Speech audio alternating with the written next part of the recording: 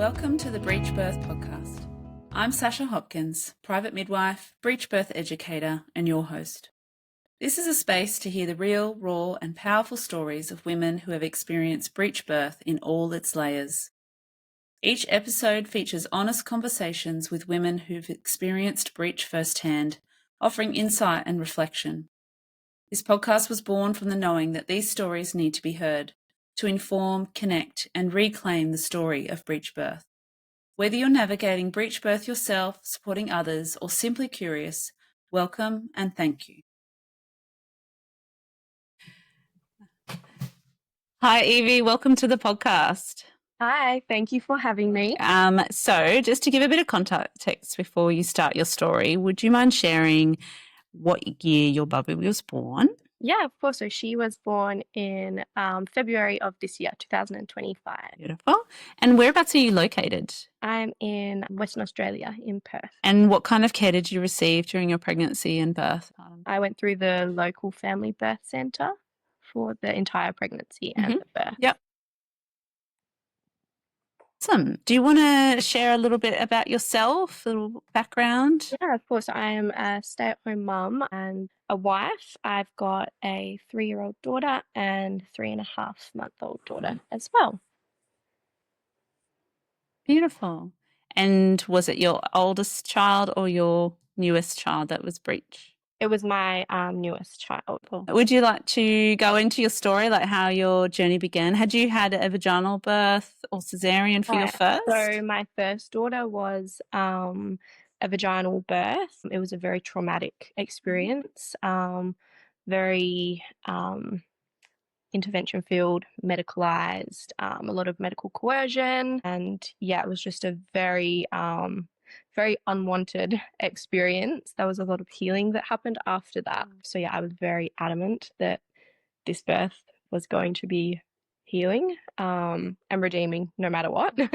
Found out she was, my youngest was breech at 34 weeks. And I guess when I first found out, I was a bit defeated, I guess, because, all of the standards that they have, I guess, for breech births these days are so different to what I was wanting the birth to be. And I was just so worried that it wasn't going to be that birth anymore. With the birth centre, did you have continuity? I did, care with that so one? I had the same midwife the whole way through, and she was so fantastic. Okay, beautiful.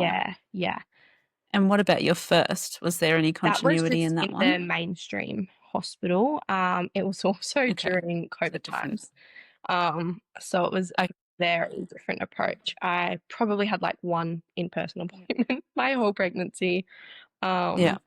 Different people, throughout, who I would speak to or email with. My labour was very long with her as well, so I did present to the hospital a couple of times in early labour. Again, every time it was just a different face that I was seeing, a different person. And then throughout the labour and birth that I was at the hospital for, which was, again, very long, it was just different faces in and out the entire time.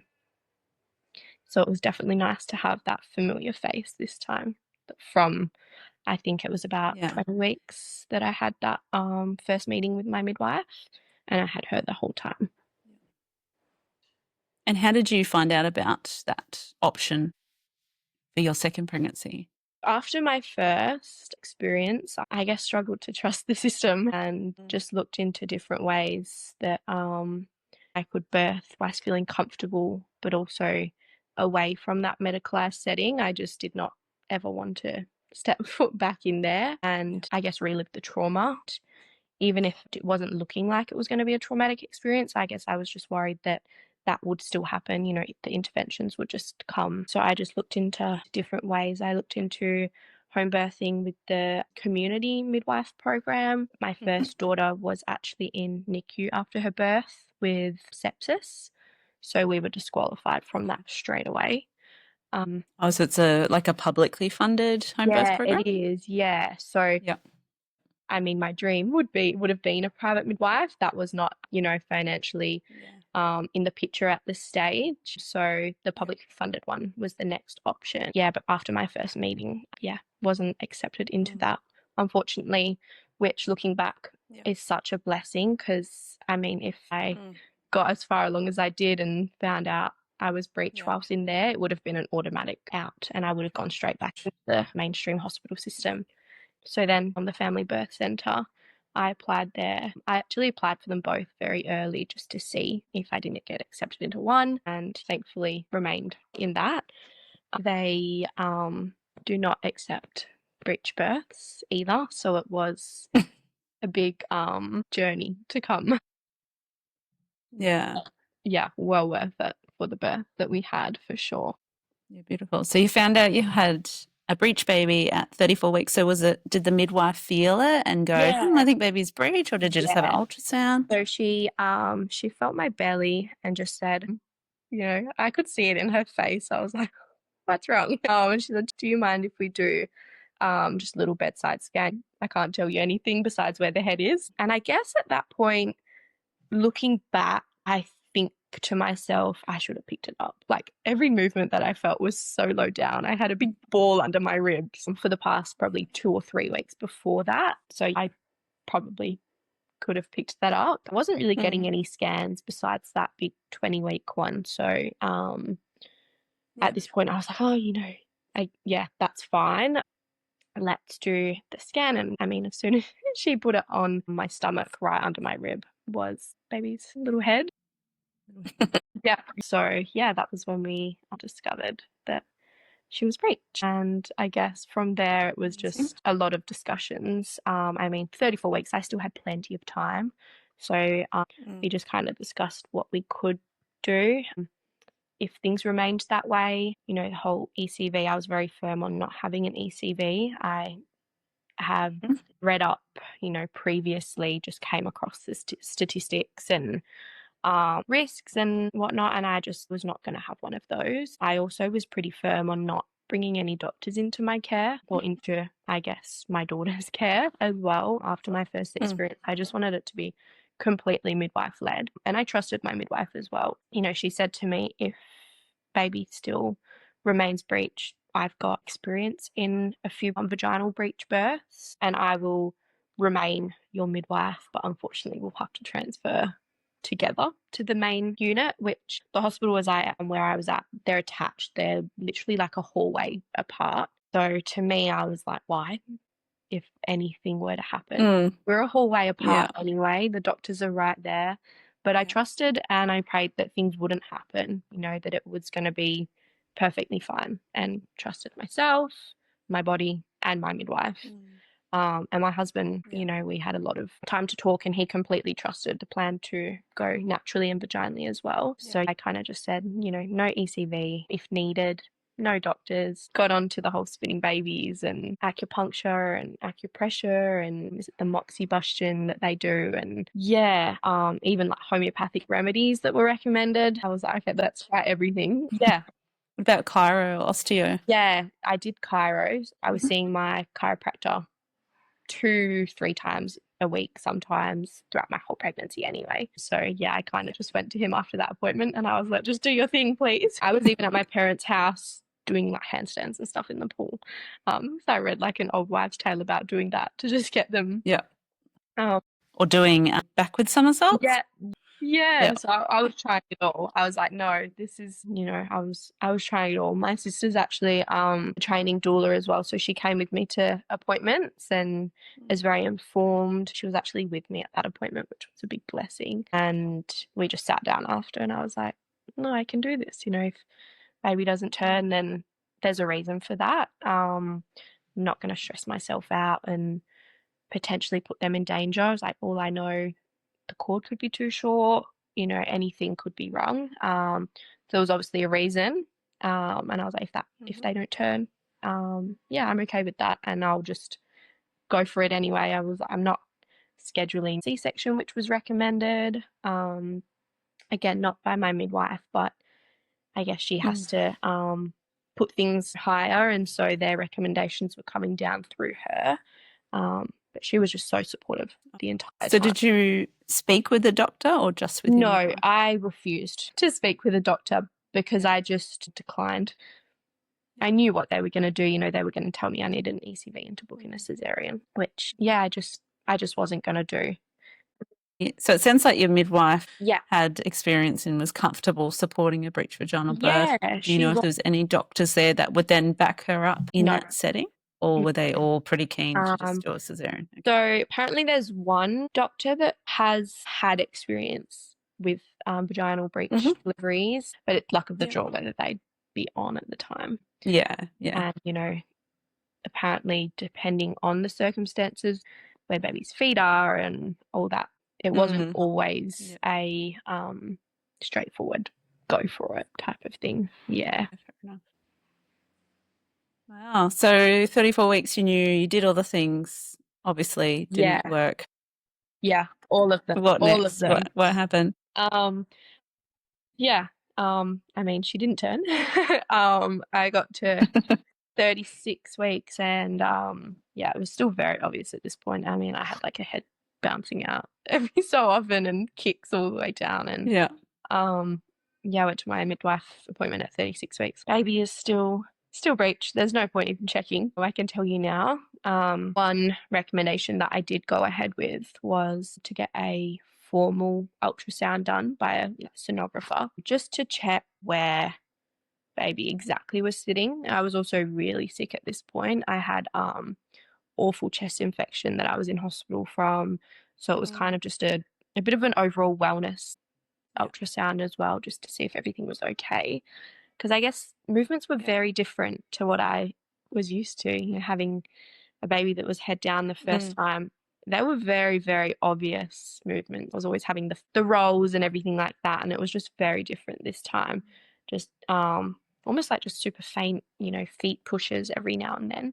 Do you know if your placenta was maybe in the front for this one, or like, do you know where the placentas were between the two pregnancies? Yeah, so I had a posterior placenta with my first daughter, and then I think it was side to the front for this one. So it was just a very, very different feeling. So yeah, I had the ultrasound and that confirmed everything was fine. Baby was a complete breech. So yeah, her little feet were folded down near her bum, and not engaged at this point. So I was still a little bit hopeful that you know, she might turn around. I hear stories of people who say their babies were flipping during labour. So I was like, okay, still might be a chance. And at that appointment, my midwife also told me that a midwife had just been employed by the family birth centre who is a breech specialist. So she had like a PhD in whatever she needs to have it in to specialise in that sort of stuff, which is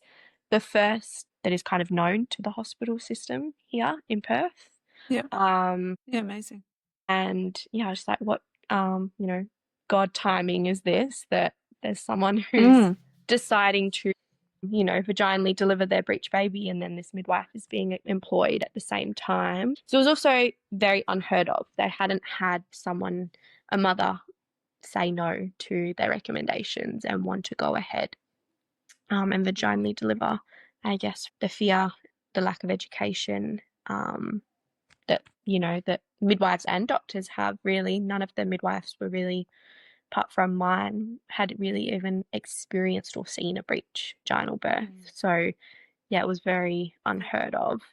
So yeah, it was just a big blessing that this midwife had been employed at the same time. And my midwife said, look, she's keen to come on and work alongside us and throw statistics and whatnot at the doctors to try and, you know, back you up a little bit. And even you, and even if you'd like to have her at the birth, she'd love to be there. And, you know, even just in the background, if any doctors try and present themselves, because at this point it was very much you're still going to the main birthing units. If you present during labour and baby is still breech, it would just be an automatic go into the main suites instead of the birthing centre. Sounds like she kind of acting as a support person for the doctors. So if there's any doubt in their mind in that setting, she go, oh, here's the stats, or this is normal. Yeah, fantastic. And I met with her. My midwife went away from my 36 weeks to 38 weeks. She was away. I delivered my first daughter at 38 weeks, so that was a bit of a worry. It's a bit stressful. Yeah. Was she going to come back in time? Thankfully she did. And yeah, at 38 weeks, I met with both my midwife and this other midwife, and she was so fantastic. She just laid down hard facts and statistics, and not just for vaginals, but also cesareans, and how it's very informed that a breech cesarean is so much riskier than a normal cesarean. And, she was just saying that the doctors aren't aware of this. When they tell you to go and just have a C-section for a breech baby, they're not going to tell you that it's riskier. Yeah, the manoeuvres that are used in a cesarean is much the same as a vaginal if the mum's lying on her back. Yes. But the fallback that they have is if the head is a bit snug and they can't get through, they can make where they've cut a bit bigger. Whereas the vaginal birth, they don't have that option. Yeah. Yeah. But it is absolutely. the same manoeuvres that they often use. Yeah. I don't think a lot of people realise.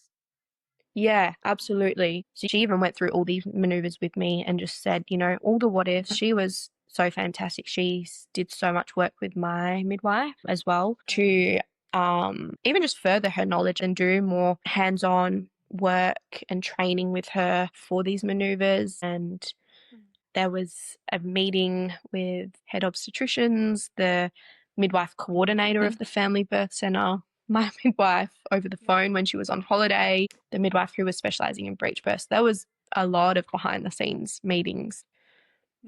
Does this mother know what she's doing?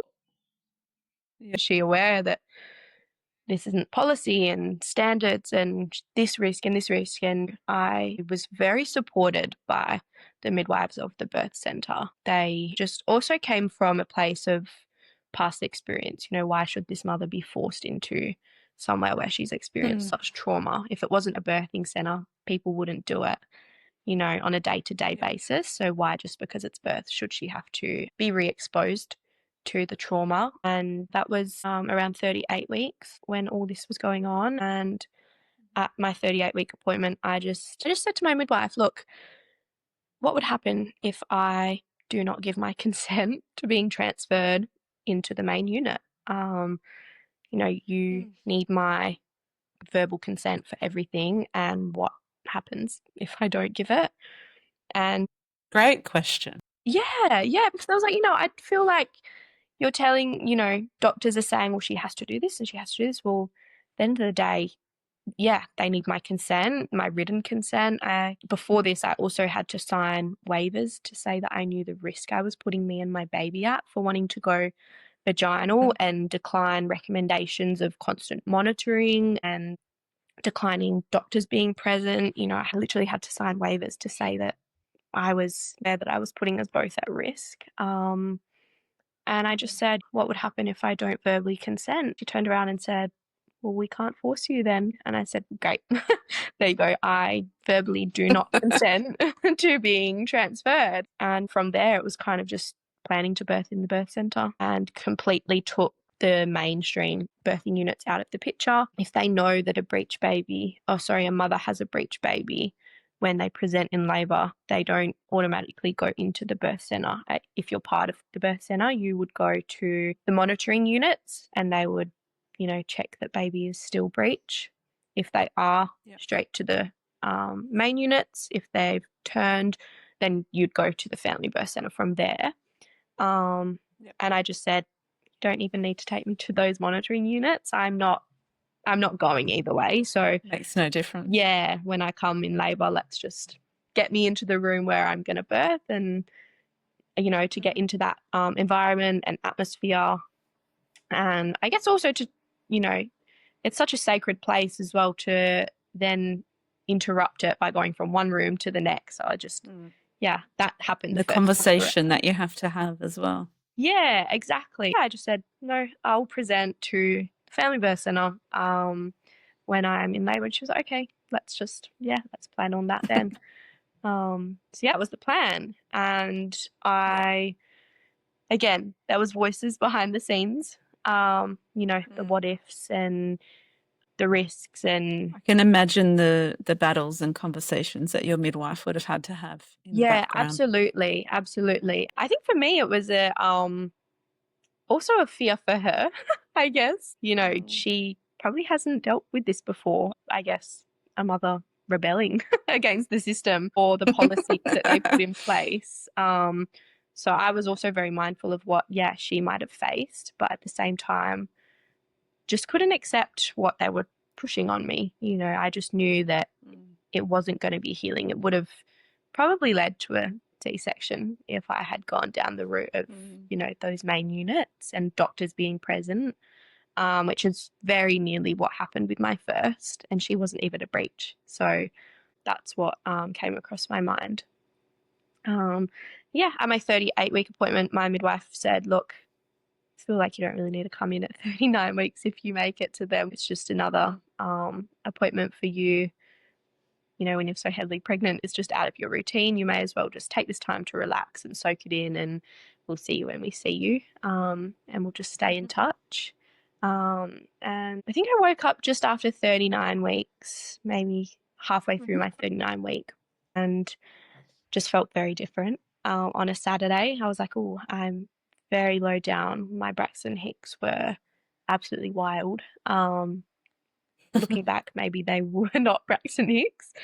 Yeah, I went to bed as normal that night. I kind of just, that day was, yeah, totally normal, whilst feeling very different. Took my daughter to the park and we did housework. We just moved into a new house as well. So I was like, let's, you know, keep unpacking and doing everything as normal. And then that night, about 4 a.m. is when my waters broke. So out of nowhere, I was just in bed and so restless that night, constantly up and down, tossing and turning. And it was just, again, with my first, I didn't experience my waters breaking naturally. They were broken for me. So I had no idea what to expect, really. Yeah, it was a pop. Like, it literally sounded like a balloon popping and just this weird sensation. Were you already awake or did it wake you up popping? I must have just got back to sleep because it definitely took me by surprise. And I was like, oh gosh, what is that? And I didn't think anything of it at first. I was like, oh, it's probably just another weird pregnancy thing. And then my husband's alarm went off. This was the Sunday morning, so he always has early alarms. Must have gone off like 30 seconds later. And that's when I got up. He wasn't turning his alarm off. So I went to get up to tell him to turn the alarm off. And as I got up, just the water absolutely gushed out of me. I was saturated. We co-sleep with our 3-year-old as well. So she was in the middle of us both. And, you know, I didn't want to wake her if things were going to start. I was like, I need to keep her asleep. I was saturated. And I said to my husband, I think my waters may have broke. And that got him up. He shot up, grabbed the towels and tried to put towels down to stop it from spreading everywhere and waking up our 3-year-old. And also one thing I'd been told by the midwife who was specialising in breech was that often when labour starts, due to like if baby's bum is right there, it can go quite quickly. A labour, you know, if the bum is pressing right down, it can sometimes go a little bit quicker than a normal. I say normal, I guess it's all normal. Your head down, baby, should I say. My midwife said at first, wait till your very intense contractions are about 5 minutes apart for a good period of time and then come in. And then we discussed, okay, maybe once you've had a few 5-minute contractions, maybe come in. Because we had also moved a little bit further away. So depending on traffic, sometimes it can take up to 30 minutes or so to get there. It didn't, thankfully. I didn't think things were going to start straight away, but the second I got up from bed, I was met with a contraction that it wasn't the intensity of, you know, full-blown labor. It was pretty stingy though. I did have to breathe through it. I could talk through it, but I did have to mindfully breathe as well. And I said to my husband, I was like, oh, maybe we should just give my mum a heads up. She was coming to look after our daughter and they live about 45 minutes away. So I was like, okay, maybe just give her a heads up. that my waters are broke and we'll give her a call in a bit and maybe, think about getting ready to head over here to watch our daughter. And I also said I'm going for a shower. I want to freshen up if things are going to get going. So yeah, he called my mum and just let her know, and then she was on speaker and she just said to me, you didn't experience it the first time, but with all you girls, things happened pretty quick as soon as my waters broke. It was the intensity came on quite quickly. So, just get yourself ready, do what you need to do, set up your space. The plan was to stay at home as long as possible. And yeah, after my shower, I had a fair few. They were very close together, but just not as intense as I expected them to be. But no more than 5 minutes apart from the very get-go. And again, had to breathe through them. So my husband got out the heat pack for me. He got out the TENS machine, popped that on. I got out my affirmations and my Bible verses and turned all the lights off and just, focused, I guess. And probably only half an hour had gone past when I was like, oh, goodness me, like these are picking up and very close together. My waters had broke at this point because I was just so adamant that it wasn't going to happen so soon. Than you expected. Probably only been about 30-40 minutes, and I was just thinking these are very close together, probably, closer together than we said we'd let them be, but just the intensity wasn't quite there, or as what I thought it should have been, I guess. I was very controlled in my breathing, and I couldn't talk through them at this point, but I could talk, between them, and I was just very composed, and I feel like I didn't expect myself to be, but I was like, okay, haven't told my midwife that my waters have broke. Probably should just give her a heads up. I needed to allow, it was early hours of the morning, so I needed to allow her, I guess, to wake up, get ready to go into the birthing centre as well. So yeah, I called her, and as we were speaking, had a couple of contractions and had to stop to breathe through them. And I said to her, I'll let you know when things ramp up. And she just said to me, that was 2 contractions in 3 minutes of being on the phone. So I feel like we'll probably see you pretty soon. And I feel like that you're saying, I'll let you know when it ramps up. Yeah. And I feel like hearing that from her and having that phone call is what I needed to then just let myself labour. Because I just remember putting that phone down and things picked up. The intensity picked up. I went to lie down with my daughter because I was like, these are going to be the last moments of just having her as the only child. So I wanted to just give her some cuddles. And I was laying down for probably 2 minutes and I was like, okay, get me up. And she'd woken up at this point. So I just said to my husband, look, just, keep her happy. I'm okay in my own space at the moment. Just keep her occupied, and I'll call you if I need anything. So he just brought her out into the family area, and I just carried on in the bedroom for a little while, and I feel like there was just a shift in how I got through. I was no longer just breathing. I was, moaning through them. It became quite primal, I think, as well. And again, there's a lot of memory block from my first experience. So I don't really remember a lot of how I laboured because I guess a lot of it was brought on medically. So doing everything naturally this time and letting my body do it on its own was very healing from the very beginning.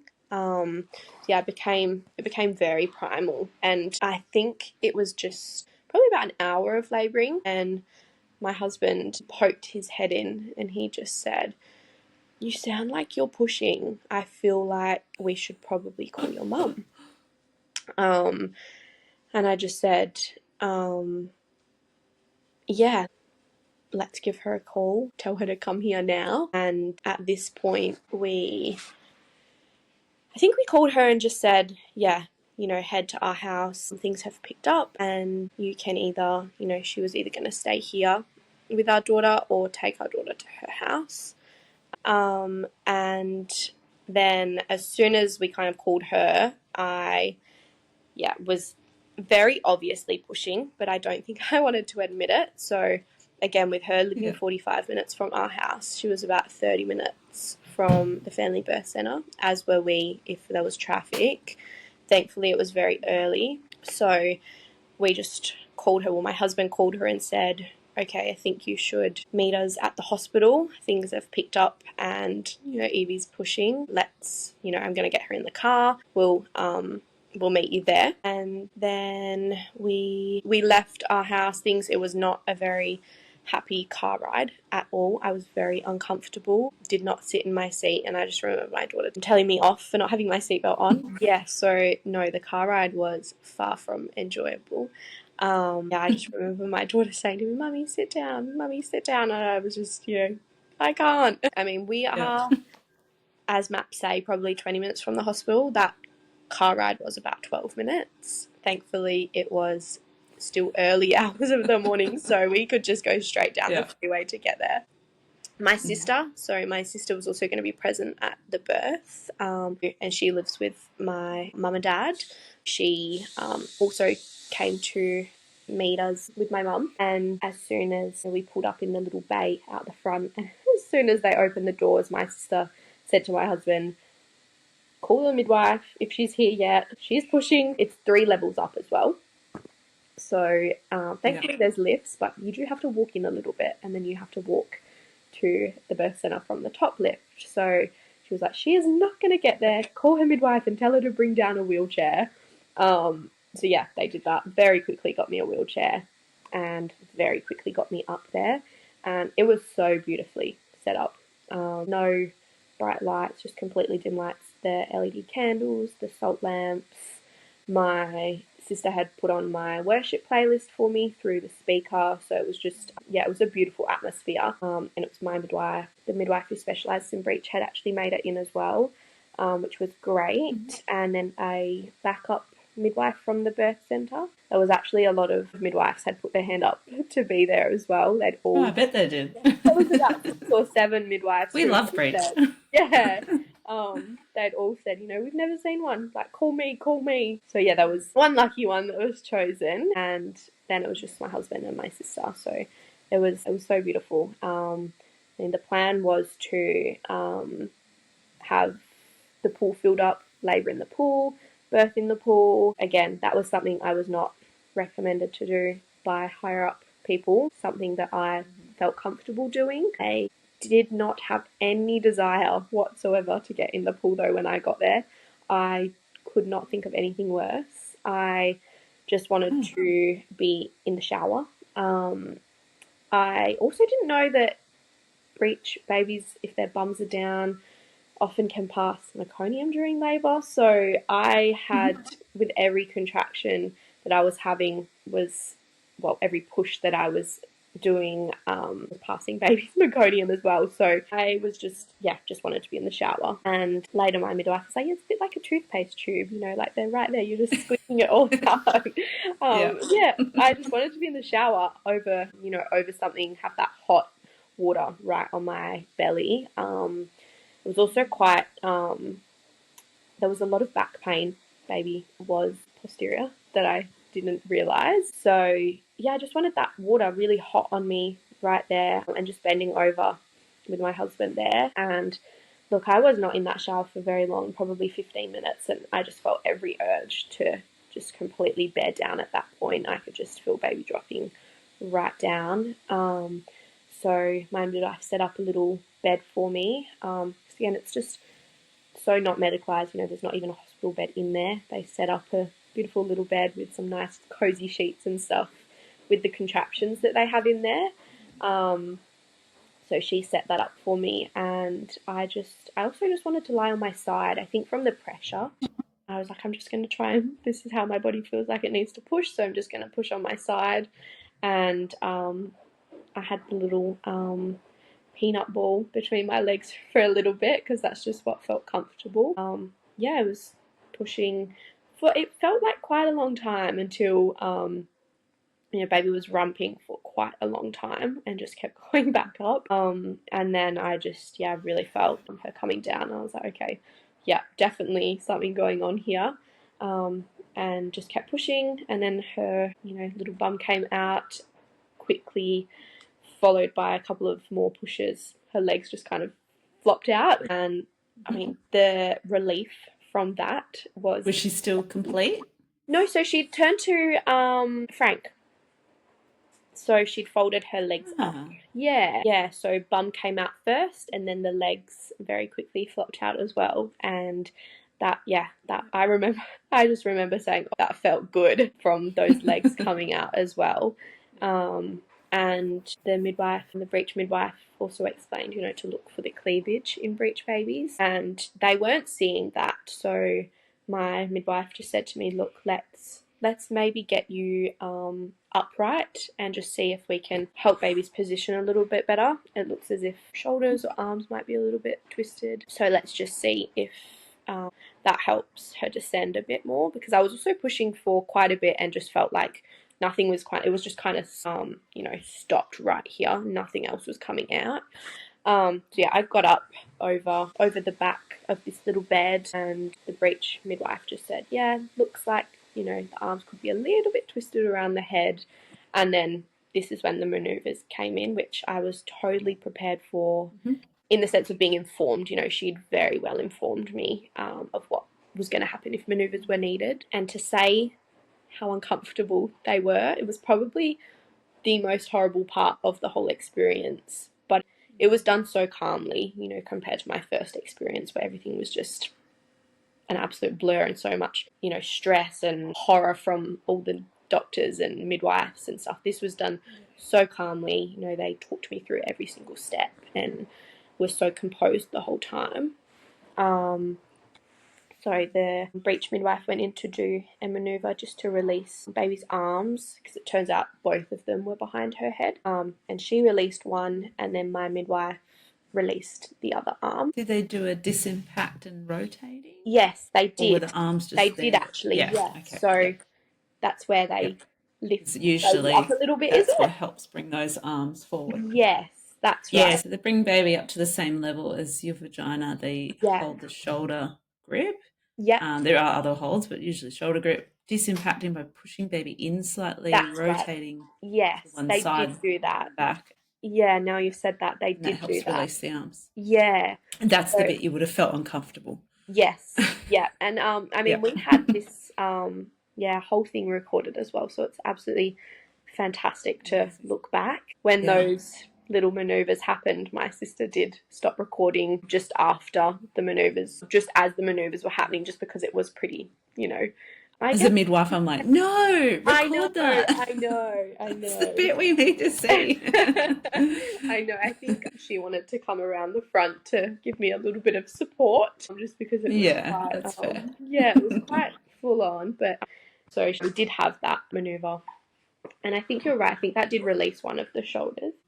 And then one of them was still a little bit stuck. So my midwife went back in to release the other shoulder, and I just gave a couple of pushes after that, and baby's head came out. And yeah, I mean, at this point I was like, oh my gosh, like, I did it. I could not believe it. I was absolutely, I guess, amazed that it actually happened, how, apart from the little maneuvers, which I wouldn't say ruined any of the experience, it was still the most healing thing for me to experience. Completely, midwife led. When she came out, I had absolutely no strength whatsoever at this point. I think it was just so quick, so intense. So my midwife passed her through my legs to me. My husband was next to me, and that's when I saw that she was a girl. I just remember looking at him like, oh my goodness, this whole time. And that's when we realised that she needed a little bit of oxygen help. She was very limp. I think from the time that her bum and legs were out to the time that her head came out was quite a little bit of time. So I didn't get the prolonged cord, but it was still a little bit. We left it attached for as long as we could until we realised, let's cut the cord. And they just wheeled the bedside cot and took her, and she was only off my chest, I think, for maybe like 10 minutes, just to get a little bit of the oxygen puffs, and then they popped her back in my chest, and she was totally fine, fed straight away. She had her eyes open, she was looking at me, latched on straight away. and I delivered my placenta completely naturally as well. The first time I had the injection, so this time again I was very informed, and I was like, no, I'm not having that.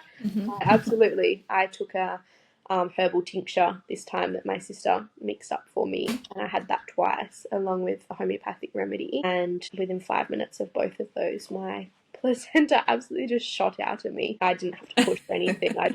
I feel like I just breathed, and it kind of just plopped out.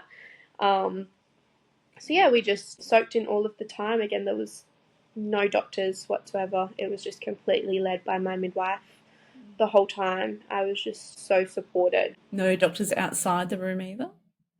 They did come after. So they came when they heard After that the baby birth? needed a little bit of help.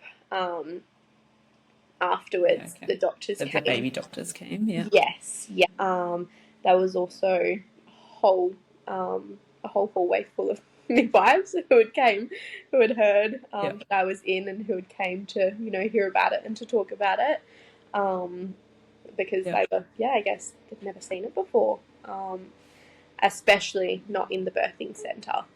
So yeah, that was I didn't Set see the it. standard now.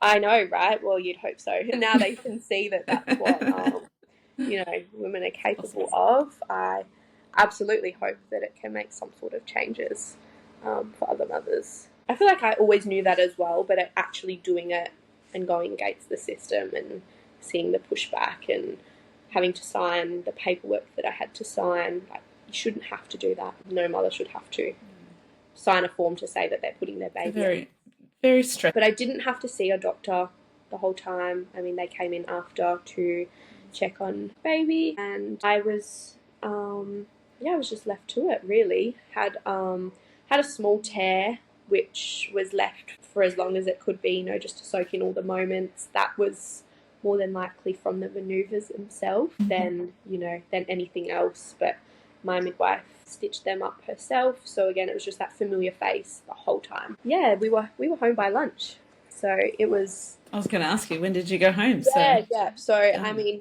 doctors' recommendations were that baby needed some help after, so we recommend you stay 24 hours to watch. But in my mind, she was okay. Like they said that she was, she needed help after, but she's okay now. But she might not be, So I was like, no, it's just not making sense. She's okay.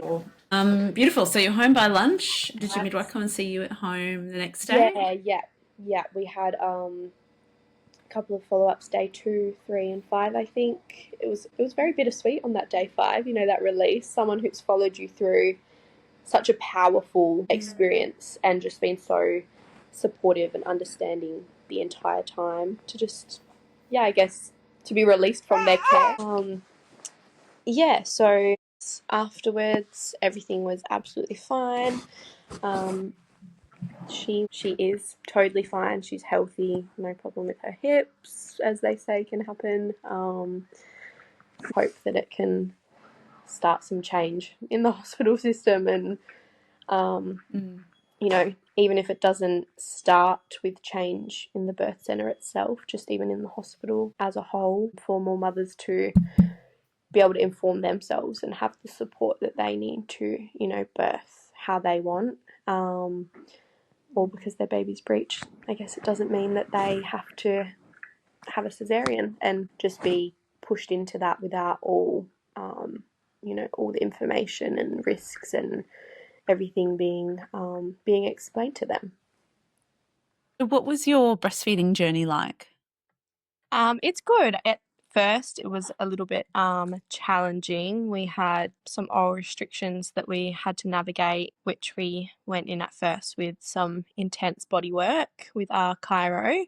And down the track, we did get her ties released. She had a very severe tongue tie all the way to the front, a complete anterior one.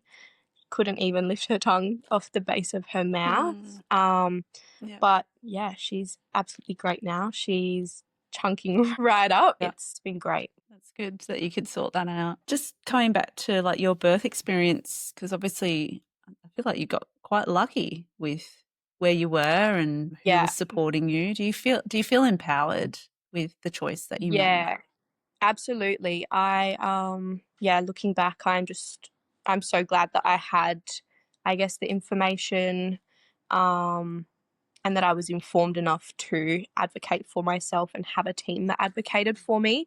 I'm just so glad that I pushed the system, that I guess, rebelled against the system in a way, because I feel like if I didn't do that, I definitely would not have got the birth outcome that I desired to heal. So yeah, absolutely feel incredibly empowered, and I feel like it was also my support team that helped me feel empowered as well by advocating for me so strongly. And knowing what you know now, would you do anything differently if you had another breech baby? No, I mean, to be honest, if anything, I would, from the very get-go, just say no, not even consider anything. I probably wouldn't even bother with, ultrasounds and whatnot to check baby's positioning. I just feel like I trust my body more from the very beginning. I feel like at the very start there was a little bit of doubt, like, am I crazy for doing this? Is there a reason that all these other mothers have gone for a cesarean? Is there another reason that mothers haven't listened to their bodies and have listened to doctors? Maybe the doctors are right. There was definitely that doubt creeping in. So I think from the very get-go, I would just completely trust myself and just trust that I'm, completely capable, because, we all are. I mean, it's just another variation of normal. So yeah, I think I'd believe that from the very beginning instead of letting fear creep in a little bit. Beautiful. Thank you. Do you have any advice, wisdom, or resources that you would recommend to anyone that's currently listening and has a breech baby on board? Yeah, absolutely. I mean, just trust your body, really tune into yourself and believe that you are so capable. Don't let all those outside noises and voices creep in and tell you that you have to birth a certain way. Birth how you want. At the end of the day, it's your body, it's your baby, and no one knows you or your baby better than you do. So just, completely believe in yourself and equip yourself with a support team that will back you 100%. If you're not comfortable with your support team, find someone else. Do not let anyone into your sacred space that you're not comfortable with, because I guess that's the first step of intervention. And then resources, Breech Without Borders, and podcasts like this, just really listen to other stories, mothers who have been through what you're going through, and just hear it firsthand. I would read stories. I'm like, oh my gosh, this lady's ended up in a C-section, and this lady's, don't listen to them. Look for the positive, seek out the positive. I mean, of course, you're going to come across the negative, statistics that are going to get thrown at you and that you're going to read, but don't focus on them. Just focus on the positives. I mean, there is so many out there that have had absolutely amazing breech vaginal babies, and just completely tune into them and just, let them weigh in on your decision instead of doctors that may advise against it all. Beautiful. Thank you so much. It's been an honour to hear your story. Yeah, thank you for letting me on and letting me share this for other mothers. Thank you for listening to the Breech Birth Podcast. These stories matter. They stretch what we think we know and bring voice to experiences that need to be heard. I'm so grateful to the women who have shared their experiences with us, raw, real, and full of wisdom. If this episode resonated with you, please follow, share, or leave a review. You can find us on Instagram, Facebook, and YouTube at Breech Birth Podcast. And if you have a breech story to share, I'd love to hear from you. Until next time, may we continue to reclaim the narrative, one story at a time.